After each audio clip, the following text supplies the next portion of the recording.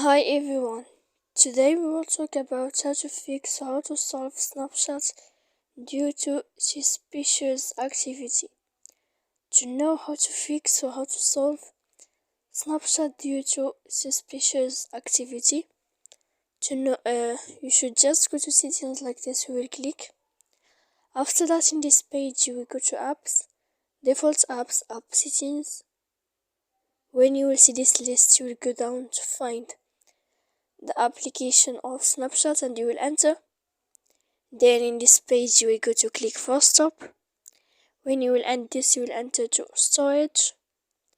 After that, in this page you will click clear cache.